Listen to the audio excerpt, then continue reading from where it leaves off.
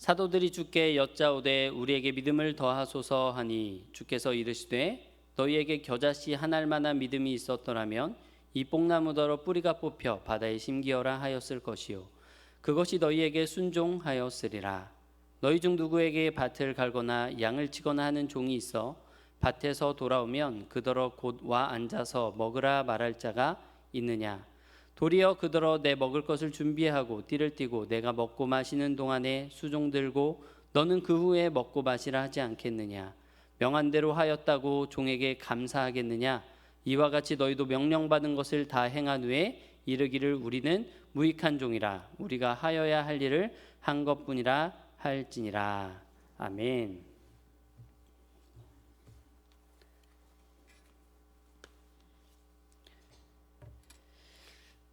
먼저 부족한 종에게 이렇게 아름다운 송파제일교회 강단에서 설교할 수 있게 하신 하나님께 감사를 드리며 더불어 목사님과 또 교회 모든 성도님들께 감사를 드립니다. 잠깐 기도하겠습니다.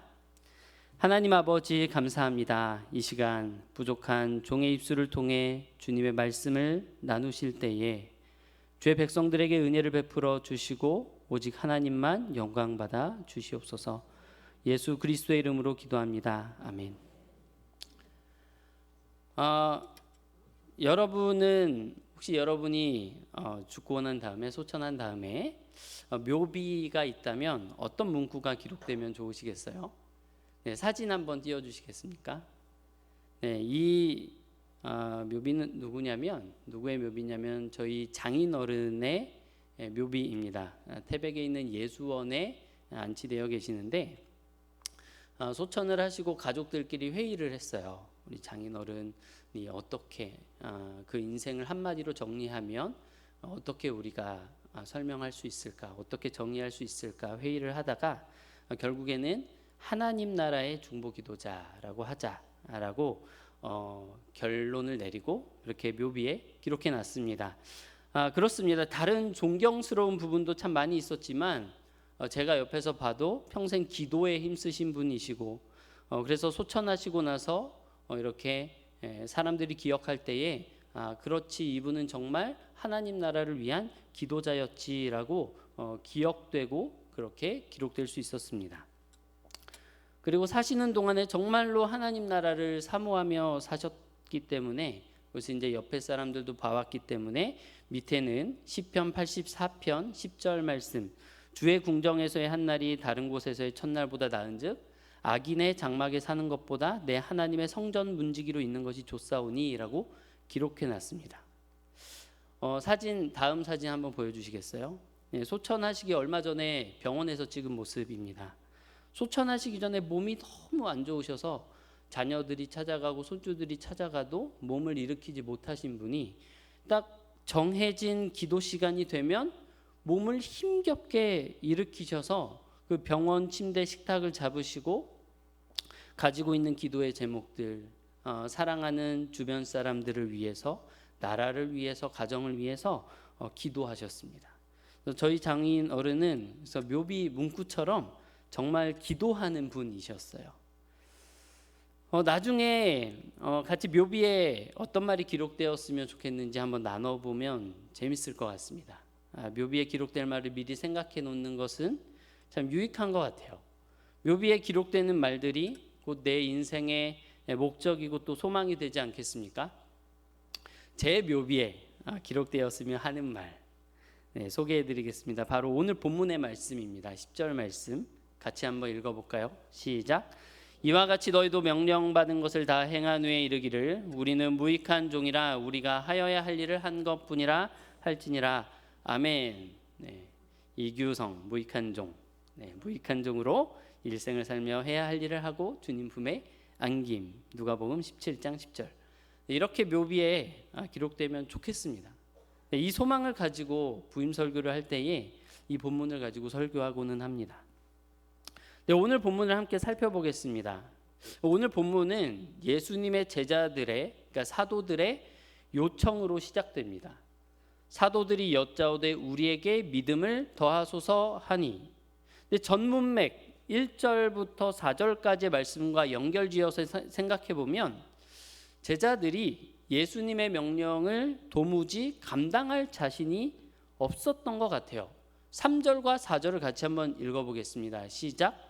너희는 스스로 조심하라. 만일 내 형제가 죄를 범하거든 경고하고 회개하거든 용서하라. 만일 하루에 7번이라도 내게 죄를 짓고 7번 내게 돌아와 내가 회개하노라 하거든 너는 용서하라 하시더라. 이 힘든 세상, 나 한 사람 건사하기도 힘든 세상에 형제가 죄를 범하거든 경고하라. 다른 사람의 잘못을 타일러서 바로 잡는 일도 해야 되고, 더 나아가서는 회개하거든 용서해야 되는데 어느 정도로 용서해야 되냐면 하루에 7번이라도 죄를 짓고 돌아와 회개하면 그래도 용서하라 라고 하시니, 이 말씀을 진지하게 살아내려고 고민해 본다면 제자들의 이러한 요청을 드릴 수밖에 없지 않겠습니까? 제자들은 지금 자신의 믿음으로는, 자신의 수준으로는 이러한 명령을 도무지 감당할 자신이 없으니 예수님께 믿음을 더해 주소서라고 요청한 것입니다. 그런데 예수님께 믿음을 더해 달라라고 하는 이 제자들의 요청이 아주 적절해 보여요. 왜냐하면 여러분도 다 아시다시피 히브리서 12장에 기록된 말씀처럼 우리 예수님이 누구시냐면 예수님은 믿음의 주이시고 온전하게 하시는 분이시기 때문입니다. 믿음의 주라는 말은 믿음의 창시자, 믿음의 기초, 믿음의 통치자라는 말이죠. 그리고 믿음을 주시고 그리고 그 믿음을 온전하게 다듬어 가시는 분도 예수 그리스도이십니다. 여러분, 이 말씀을 따르면 여러분 우리의 믿음이 연약하다고 느낄 때, 우리의 믿음이 보잘것없다고 느낄 때 우리는 무엇을 해야 하는가? 바로 오늘의 본문의 제자들처럼 예수 그리스도께 나아가 간구해야 합니다. 주여 우리에게 믿음을 더하소서. 주여 우리에게 믿음을 더하소서. 여러분, 그러면 내게 오는 자는 내가 결코 내쫓지 아니하리라 약속하신 우리 주님께서 우리에게 믿음을 더해 주실 줄 믿습니다. 그런데 믿음을 더해달라라고 하는 이 제자들의 요청에 예수님께서는 선뜻 잘 이해되지 않는 말씀으로 대답해 주십니다. 그러니까 믿음을 더해달라라는 말은 increase our faith, 그러니까 믿음을 증진시켜 주십시오. 믿음을 키워 주십시오. 그러니까 믿음의 크기와 양에 대한 요청인데 예수님께서는 오히려 겨자씨 한 알만한 믿음에 대해서 말씀하십니다. 예수님께서 하고자 하시는 말씀은 어떤 말씀일까요? 그러니까 예수님께서 하시는 말씀은 너희가 지금 믿음의 크기를 더해달라고 하는 것을 보니 너희가 진짜 믿음을 갖고 있다고 생각하는구나. 너희가 정말 믿음을 갖고 있느냐? 진짜 믿음을 갖고 있다면 그것이 아무리 작은 믿음이라 할지라도 엄청난 일을 할 수 있을 것이다 라고 하시는 것 같습니다. 그도 그럴 것이 마태복음 17장 20절에 보면은 예수님께서 우리는 왜 귀신을 내쫓지 못했냐라고 하는 제자들의 질문에 너희 믿음이 작은 까닭이니라고 말씀하시면서 오늘 본문과 똑같은 말씀을 하셨습니다. 마태복음 17장 20절 말씀 같이 한번 읽어보겠습니다. 시작. 이르시되 너희 믿음이 작은 까닭이니라. 진실로 너희에게 이르노니 만일 너희에게 믿음이 겨자씨 한 알만큼만 있어도 이 산을 명하여 여기서 저기로 옮겨지라 하면 옮겨질 것이요 또 너희가 못할 것이 없으리라. 아멘. 우리의 믿음에 있어서 진짜로 중요한 것은 크고 작음이나 많고 적음 이전에 우리가 가진 그 믿음이 참된 믿음이냐라는 것입니다. 정말로 우리가 인격적으로 예수님을 신뢰하고 있는가? 이 일에 근거를 나에게 두지 않고 하나님께 두고 있는가? 정말로 하나님을 의탁하고 있는가? 예수님께서는 그러한 참된 믿음에 대해서 말씀하십니다. 누가복음 17장 6절 오늘 본문의 말씀 다시 한번 읽어보겠습니다. 시작. 주께서 이르시되 너희에게 겨자씨 한 알만한 믿음이 있었더라면 이 뽕나무더러 뿌리가 뽑혀 바다에 심기어라 하였을 것이요 그것이 너희에게 순종하였으리라. 뽕나무가 뿌리채 뽑혀 바다에 심긴다. 불가능한 일이죠. 뽕나무는 바다에서 자랄 수가 없습니다. 그런데 이 뽕나무가 뿌리채 뽑혀 바다에 심긴다라고 하는 이 표현은 유대인들 사이에서 엄청난 일을 해내거나 말도 안 되는 일을 해내거나 극복하기 어려운 그런 문제를 극복했을 때 쓰였던 격언과도 같은 표현이라고 합니다. 작은 믿음이라 하더라도 그것이 진짜 믿음이라면 놀라운 일을 할 수 있다. 너희가 지금 불가능하다고 느끼는 그러한 일들, 나 자신을 넘어서서 나의 형제 자매를 바로잡는 책임지는 사랑을 하며 하루에 7번이라도 죄를 짓고 회개하는 자를 용서할 수 있는 그러한 일이 가능하다라고 예수님께서는 말씀하십니다. 너희가 진짜 믿음을 가지고 있다면 이것이 너희의 삶 속에 일어날 수 있을 것이다 라고 말씀하시죠. 그래서 믿음의 주요 온전케 하시는 예수님께서 사도들에게 오늘 본문의 말씀을 무익한 종에 대한 말씀을 덧붙여서 말씀을 하십니다. 믿음의 놀라운 역사에 대해서 말씀하신 후에 믿음으로 말미암아 엄청난 일을 할 수 있다라는 것을 말씀하신 후에 이 무익한 종에 대한 말씀을 해주세요. 아주 중요한 말씀입니다. 그래서 우리의 마음에 새겨야 하는 말씀입니다. 왜냐하면 우리는 언제나 교만하기 때문에 그렇습니다. 우리는 언제나 교만해요. 다른 사람의 도움을 받아서 무언가를 이룬 후에도 마치 내가 잘한 것처럼 교만합니다. 언젠가 세상을 떠들썩하게 했던 한 청년이 SNS에 올린 글이 큰 파문을 일으킨 적이 있죠. 뭐라고 썼냐면 부모 잘 만난 것도 실력이다라고 썼습니다. 그걸 자신의 실력이라고 생각하는 것이 인간입니다. 자기가 이룬 것이 아닌 태어나 보니 주어져 있는 것인데 그것을 자신의 권력이자 자신의 실력이라고 생각하는 것을 보면 인간이 얼마나 교만하고 부패하였는지를 알 수 있죠. 여러분, 신앙생활에 대해서는 안 그렇습니까? 우리는 모든 것이 은혜입니다 라는 말을 좋아합니다. 하나님의 은혜라는 찬양 너무 좋아하죠. 나를 지으시니가 하나님, 나를 부르시니가 하나님, 나를 보내시니도 하나님, 나의 나 된 것은 다 하나님의 은혜라. 여러분, 이 찬양 우리가 너무 좋아하는데 그런데 한편으로는 하나님께서 주신 믿음으로 그리고 하나님이 주신 힘으로 여기까지 왔고 또 간증할 만한 많은 은혜를 체험하고 나서는 그것이 마치 자신이 한 것처럼 누구 말 맞다나 하나님 잘 만난 것도 실력인 것처럼 교만해지는 것이 바로 부패한 우리들의 모습입니다. 그래서 예수 그리스도께서 제자들에게 그리고 이 본문을 읽는 우리에게 친절하게 가르쳐 주시는 것이죠. 오늘 본문 7절부터 10절까지 다시 한번 봉독해 보겠습니다. 시작. 누구에게 밭을 갈거나 양을 치거나 하는 종이 있어 밭에서 돌아오면 그더러 곧 와 앉아서 먹으라 말할 자가 있느냐? 도리어 그더러 내 먹을 것을 준비하고 띠를 띠고 내가 먹고 마시는 동안에 수종 들고 너는 그 후에 먹고 마시라 하지 않겠느냐? 명한 대로 하였다고 종에게 감사하겠느냐?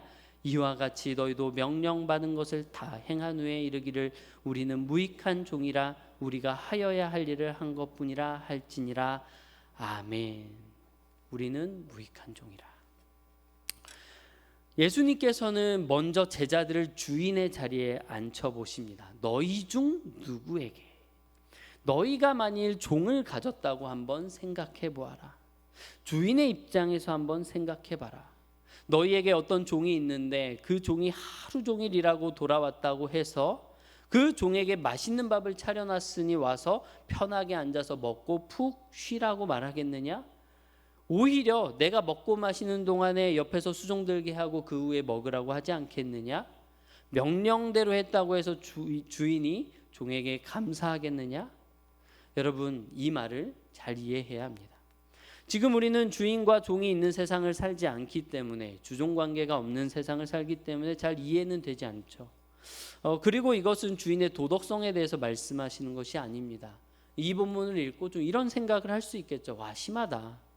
그래도 하루 종일 고생했으면 저녁은 알아서 챙겨 먹고 종에게 좀 쉬는 시간을 주지. 라고 생각할 수 있는데 그것은 우리가 그 당시 문화를 잘 모르기 때문에 하는 말이겠죠. 사실 우리가 군대에만 가도 잘 이해가 됩니다. 군대에서 부하가 상관의 명령을 수행했다고 해서 상관이 부하에게 감사합니다 라고 하진 않습니다. 잘했어 라고 칭찬은 하겠지만 감사합니다 라고 하진 않습니다.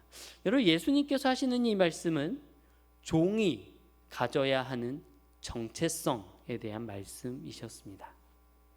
그리고 이제는 제자들에게 종의 자리에 앉아보라고 말씀하십니다. 10절입니다. 10절 같이 봉독하겠습니다. 시작. 이와 같이 너희도 명령받은 것을 다 행한 후에 이르기를 우리는 무익한 종이라 우리가 하여야 할 일을 한 것뿐이라 할지니라. 아멘. 이와 같이 너희도, 너희가 바로 종과 같은 자라는 것입니다. 그렇기 때문에 이 모든 일을 한 다음에 우리는 무익한 종이라 라고 고백하라 말씀하십니다. 여러분, 우리는 주님의 소유입니다. 믿으십니까?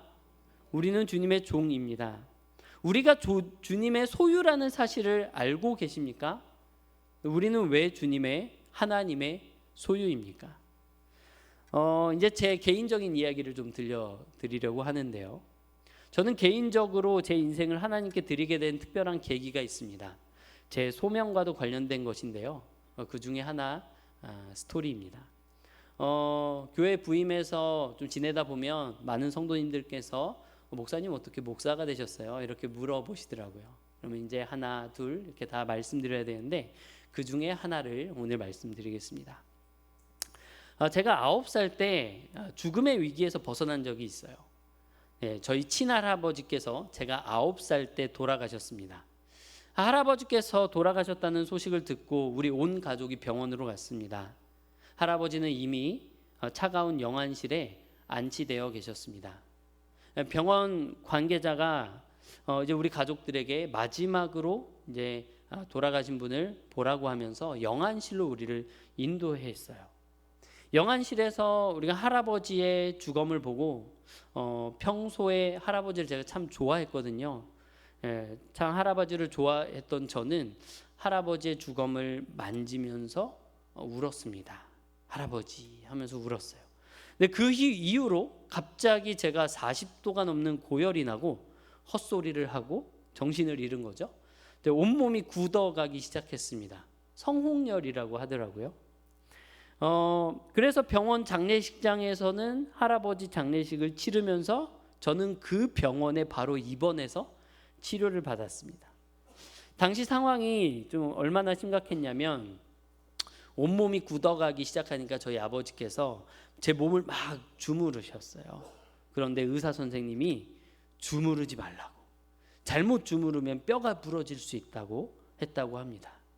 그리고 저희 아버지께 이렇게 말씀드렸는데, 그러니까 의료인들은 늘 이제 최악의 수까지 말씀하시잖아요. 그래서 다시 정상으로 돌아올 확률이 매우 낮고 치료를 하더라도, 치료가 되더라도 소아마비 증세를 보일 가능성이 매우 크고 죽을 수도 있습니다. 네, 이렇게 저희 아버지께 얘기했다고 해요. 그때 이제 저희 아버지께서는 할아버지가 돌아가셔서 힘든 상황인데 아들까지도 이러니 더 힘드셨던 것 같습니다. 그래서 우리 아버지께서 하나님께 기도하기를, 하나님 제발 이 아이를 살려주십시오. 하나님께서 이 아이를 살려주시면 주님의 종으로 드리겠습니다 라고 기도하셨고, 그게 이제 아침 9시 정도인데 오후 3시 정도에 완전히 회복되었다고 합니다. 그래서 의사 선생님도 놀라셨다고 해요.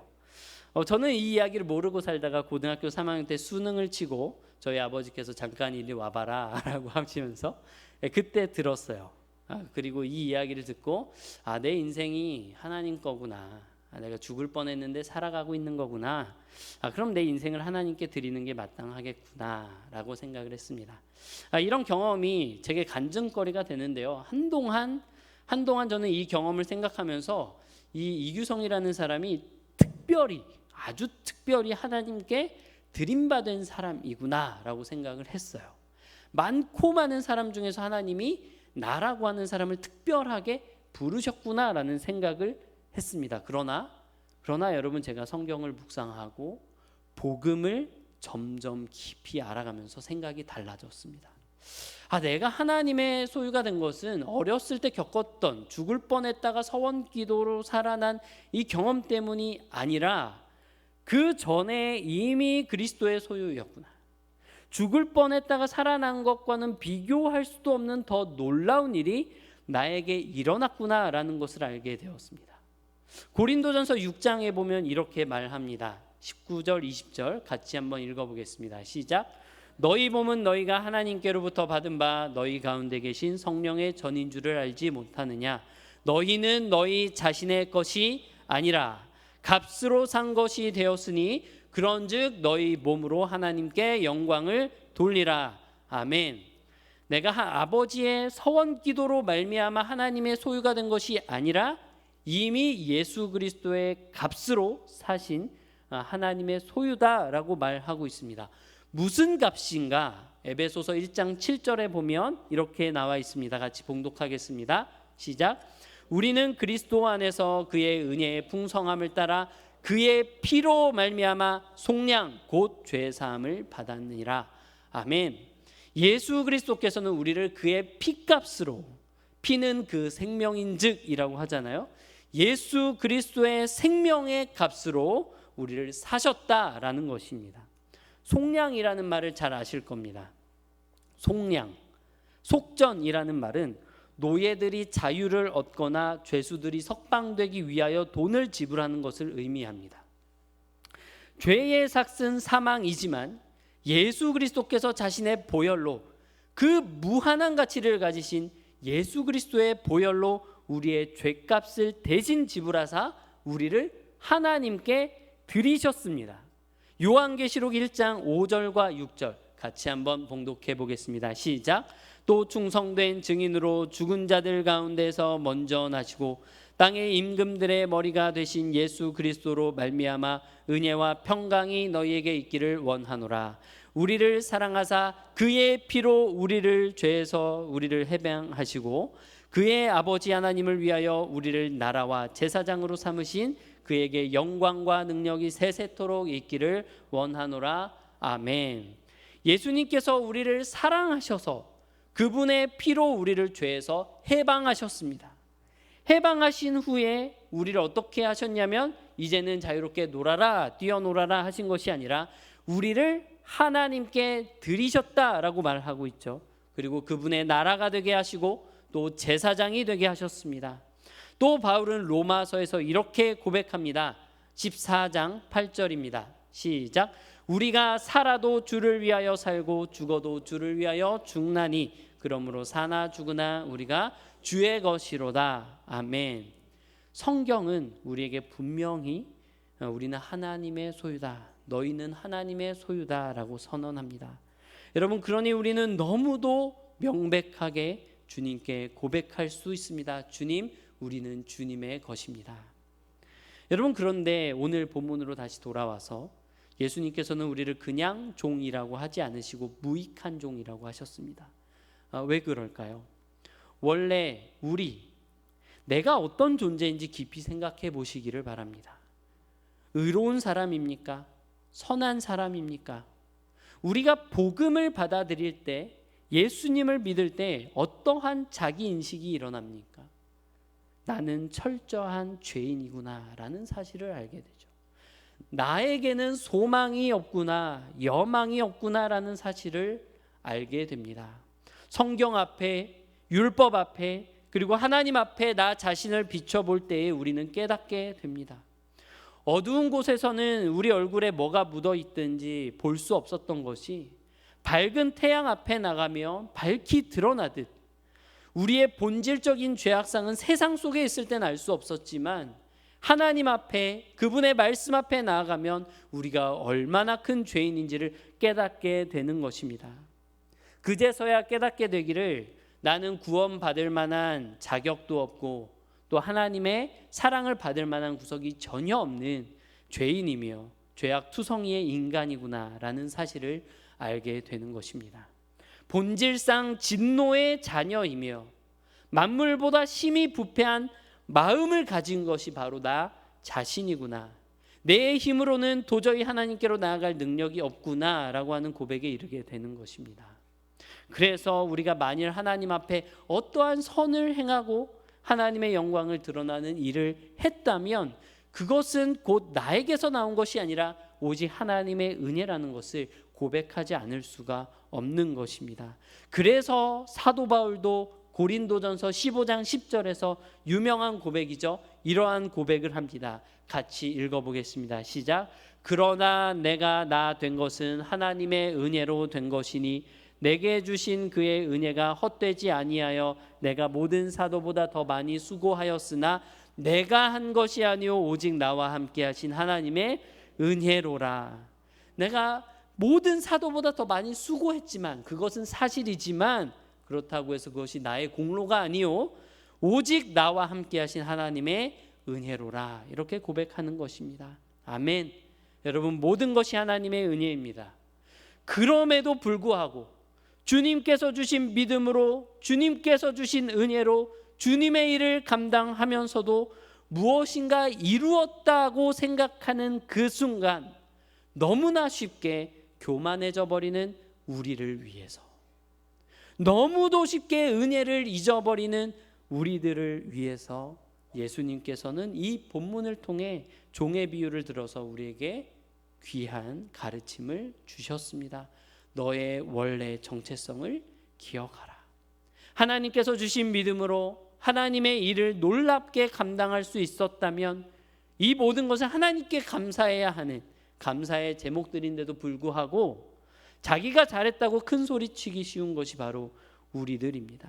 그래서 믿음을 더해달라고 하는 제자들에게 예수님께서는 오늘 본문에서 그 믿음이 얼마나 놀라운 것인지, 정말로 하나님을 참되게 믿을 때에 너희에게 얼마나 놀라운 일들이 일어날 수 있는지 말씀하시고, 제자들이 훗날 그 믿음의 능력을 깨달았을 때 그 믿음의 능력으로 수많은 놀라운 일들을 감당한 후에 혹시라도 자기가 잘난 것 마냥 교만하게 될까 봐, 그래서 그동안 수고한 모든 것이 아무것도 아닌 것이 될까 봐, 잘 가다가 마지막에 넘어질까 봐 예수님께서는 제자들에게 어떤 면에서는 좀 충격적이고 원색적이지만 이 말씀을 마음에 새겨주신 것입니다.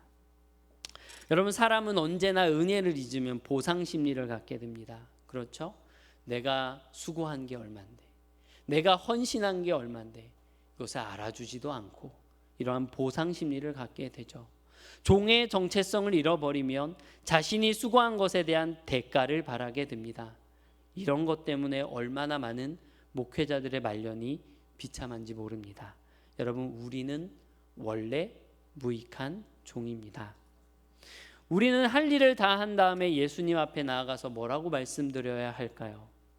여러분, 언제 한번 제가 섬겼던 교회 집사님이 부친상을 당하셔서 장례식장에 다녀왔는데 그분이 목사님이셨어요. 주님의 그 부르심을 받은 분이 목사님이셨습니다. 그래서 명패를 보니까 목사 아무개라고 적혀 있었어요. 그것을 보면서 생각을 했습니다. 저 목사님은 지금 예수님 앞에 서 계실 텐데 무슨 대화를 나누실까? 나는 나중에 예수님 앞에 서면 무슨 말을 주님께 드려야 할까? 여러분은 예수님을 만나면 무슨 말씀을 드리고 싶으신가요? 여러분, 그때 예수님 앞에서 할 대사를 우리 주님께서 오늘 이 본문을 통해 친절하게 미리 가르쳐 주셨습니다. 예수님 보셨죠? 제가 세상에서 사는 동안 얼마나 놀라운 일을 감당했는지 보셨죠? 저 대단하죠? 힘들었지만 그래도 끝까지 해냈어요. 라고 하는 것이 아니라 오늘 말씀처럼 주님, 전 무익한 종입니다. 세상에서 주님을 위해 했던 모든 일은 제가 당연히 해야 하는 일들이었습니다. 라고 고백해야 할 줄로 믿습니다. 여러분, 그러면 그때 예수님께서 뭐라고 대답하실까요? 맞아, 넌 무익한 종이지. 자, 이제 내가 밥을 먹을 테니 너는 옆에서 수종을 들도록 해라 라고 하실까요? 장담컨대 그렇게 말씀하시지 않을 겁니다. 제가 왜 이런 확신을 가지고 있냐면 성경의 다른 본문에서 예수님께서 충성된 종에게 분명히 약속하신 말씀이 있기 때문에 그렇습니다. 마태복음 25장 21절입니다. 같이 한번 봉독해 보겠습니다. 시작. 그 주인이 이르되 잘하였도다 착하고 충성된 종아, 내가 적은 일에 충성하였음에 내가 많은 것을 내게 맡기리니 내 주인의 즐거움에 참여할지어다 하고. 아멘. 그렇습니다. 달란트를 맡기고 먼 나라로 떠났던 주인이 돌아왔을 때 그 맡겨진 달란트를 가지고 충성되게 살았던 종에게 주인이 하는 말이죠. 우리가 하나님께서 우리에게 주신 것들을 가지고, 믿음을 포함해서요, 우리에게 주신 것들을 가지고 충성되게 하나님 나라의 일을 감당하면 마지막 날 예수님께서도 우리를 그 품에 안으시고 또 우리가 주를 위해 흘렸던 모든 눈물 닦아주시면서 분명히 이렇게 칭찬하실 것입니다. 잘했다 착하고 충성된 종아, 네가 적은 일에 충성하였음에 내가 많은 것을 내게 맡기리니 내 주인의 즐거움에 참여할지어다. 여러분, 온 천하의 왕이시지만 우리를 속량하시려고 우리의 종이 되셔서 대가 없는 사랑을 베풀어 주신 예수 그리스도께서, 많은 사람을 유익하게 하신 종이신 왕 예수 그리스도께서 정말로 무익했지만, 하나님에게 해를 끼쳤지만 그저 주어진 상황 속에서 버티며 실수도 하고 넘어지기도 했지만 예수님 바라보며 살았던 종들인 우리에게 마치 우리가 잘한 것처럼 우리를 칭찬해 주실 것입니다. 그 소망 가지고 살아가는 저와 여러분 되기를 주님의 이름으로 축복합니다. 오늘 말씀 잘 기억하시고 마지막 날 주님 앞에서 제대로 된 고백을 할 수 있는 우리가 되기를 소망합니다.